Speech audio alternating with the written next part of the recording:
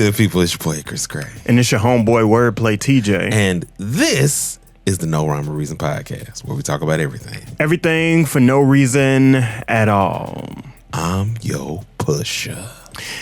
And we are back with a No Rhyme or Review. Oh, it's me, but that's like a ghost. with a No Rhyme or review of Let God Sort 'Em Out from Clipse. Yeah. Not the Clipse. Clipse. In this review, as we always do, we're going to go over the production, the lyrics, favorite tracks, or track, and our overall arbitrary rating. I think in this situation, it's really important to kind of dig deep, break this down. This album, for lack of a better term, is immaculate. And instead of leading you towards, what we're going to say at the end, let's go ahead and talk about the production. Yo, how does Pharrell not get more credit? I feel like we kind of, if they're having best producers ever conversation, they always do the Kanye stuff, which is why it's sad that he is where he is now. But Pharrell don't miss. You think Pharrell is underrated? I think the conversations around Pharrell seem to be underrated. I think people know, but they don't, to me, place him where he should be placed. I think people think that Pharrell can only do pop records at this point. You see what I'm saying? Yeah, I see that. I don't think that the general population thought that he would come back and make an album that is so culturally inappropriate, eclectic, and so sonically, you just kind of get everything that you need sonically from him in this production. Beat wise, was there like a standout theme you felt going on? So I think there's a lot of layers, and there was an ability to pull back those layers when it was necessary.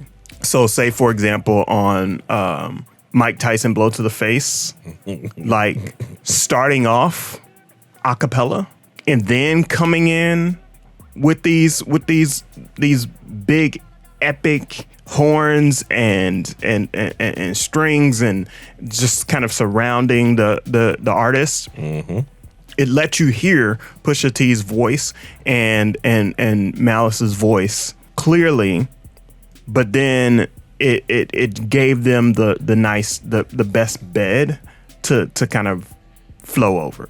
Also, beat switch Pharrell is a different animal that I did not know existed. Yeah, I think some people would have assumed that like a lack of Chad's influence would hold him back. I would then say, to Pusha's point about his favorite album being Hell Hath No Fury, that you just don't listen close enough.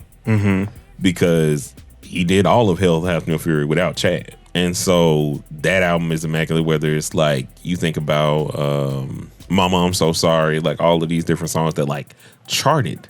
Like when you're not talking about the Mr. Me Too's and things of that nature, Snitch. You're having a different, Well, Snitch was on a different album, but still, that's P. Yeah. And then again, like I just love that acronym. That is one of my favorite acronyms of like Pharrell's brain is just different. The way he produced this album and layered their voices, and there was so much clarity. Like even what you're saying, like giving the acapella time to sit. Yeah. He was still doing that when the beat dropped. Like you never lose their voice, and it never seems like everybody fits so much into a pocket that it was so sonically pleasing each and every song. Man, so production immaculate. So what about the lyrics? There are so many that like hit me later that I didn't get initially, because they were just like, you kind of pick them up like here and there. So like a couple, like I've been both Mason Bethas. Mix it like Mahomes and then throw it deep. Yeah. And for a while I was just in there like, okay, I mean Mahomes. And then I was like, wait a minute, mix it he's mixed. And it took me a second, but I was like, oh. And then I even went back to Ace Trumpets and figured out that he was, I didn't even notice the whole Lion King scheme. Mm-hmm. From the Tribe of Judah, Mufasa, and then later on Hakuna Matata. Yeah. And like, he has a way of breaking down the difference between them and other rappers that is insane to me. It's artistically disrespectful while not being just low-hanging fruit disrespectful. Yeah. Like, you actually got to think about what it is he's saying to you. Right. And it's directly to you. So those were a couple of mine that I was thinking about. And even I think on Birds Don't Sing, it's just where was it at? He, like, some experience death and feel numbness, but not me. I felt it all and couldn't function. Mm-hmm. Like, I've been that. Yeah. So where it's like, I don't stop. I feel everything and it just stops me. Yeah. Like, I'm not numb. Like, I feel every bit of this grief. So like, he was so much so in his bag. And then like, I've rethought my whole thing to where I was like, I just wasn't listening hard enough. Yeah, so we talked about that when we did the Ace Trumpets review. We said, or at least I said, that I wanted Clipse to go deeper, and that's what they pulled off. Yeah, you know, that's what they did it from the jump. They knew that their fans were going to be looking for some substance. They knew that their fans were going to be looking for something that was a little bit beyond what the stories we had heard before. And so they pulled that off. I really want to talk about this Kendrick Lamar verse because I think he needs another Pulitzer because he came in with the sickest alliteration using consonants, assonants. He did the thing poetry wise when he went on this gin run at the second half of his verse. Yeah, 2-time Gemini with the genocide. I'm generous, however you want it. Mm-hmm. I'll be the gentle kind. Gentlemen and gangsters connect the agenda of mine. Move niggas out of here. This shit get gentrified.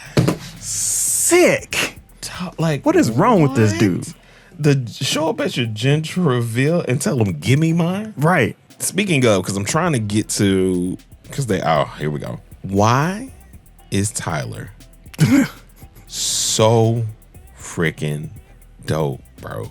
Not a gangsta, I'm a flower boy, these bees will sting you. One thing I want to say about the features, especially like Stove God Cooks, Ab Liva, and Nas, there was consideration for everybody that was a part of this project in a way that didn't make them stand out and isolate them, but it also didn't downgrade anything that Pusha or Malice were doing. Right. Everything works in harmony on this album. Yes. It's all in tandem. It's like the right time, the right moment, the right beats, the right lyrics, and the right release schedule.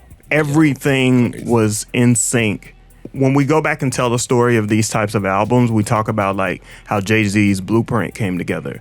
Moments where artists get in the studio and they make a project like this because everything is just flowing out. And I think that was the energy that they, like, everybody felt like they were coming into the creative space for doing this album collectively. Yeah. Like, you're coming in, you kind of understand what it is that we're doing. What did you feel about Nas's verse? And then we'll go to our favorite tracks, and then we'll do arbitrary. I think Nas is just saying, look, it doesn't matter what the timeline is. Mm-hmm. We can come out and do this at any point and still win Grammys, still show up as the dopest MCs. Mm-hmm. It is letting you know that hip hop does not have an age limit anymore. No. That's what I think he's saying. 52, Age Malice. 48, Push. Yeah. And this is album of the year for me. Yeah, that was dope. Let's get to our favorite songs. Mm-hmm. Or song, excuse me. I always say songs because I be trying to sneak one in, but I actually only have one. I love the whole album. Mine is POV with Tyler. Okay. I keep going back to it. Like, I thought that Chains and Whips, because of Kendrick's immaculate verse, would be my favorite, but I don't know. There's just something about POV where I feel like he's just talking to the DDGs or all these other like quote unquote rappers who are content creators. Is he talking to Kanye? I don't know. It felt more like he was maybe, but I'm not sure. Like on this one, it just felt like he was talking to the proverbial all of you who do not create the content. He mentioned lawsuits, so I wondered if he was talking to Drake. That's what I thought. I 1,000% thought that his whole verse was just like, we don't even care. Do what you want to do. Like you literally are out here, or UMG is out here because of your lawsuit, like making it seem like everybody is against you, to where all these songs are getting pulled. You had songs getting pulled behind the scenes even before this. Like this was just, I don't know. Every part of this song was just enticing. Like the chorus just seemed so. You rappers are more people who don't actually have content, and you actually don't create anything. You just kind of. You're an amalgam of whatever the TikTok algorithm needs. Mine is Mike Tyson Blow to the Face. Word. Yeah. I love Chains and Whips, but like it's one of those records where it's kind of obvious that you should like it. Yeah. Mike Tyson Blow to the Face. The beat is great. The pulling back on it's just a different way to take in the clips. Yeah. So what you got on your arbitrary rating?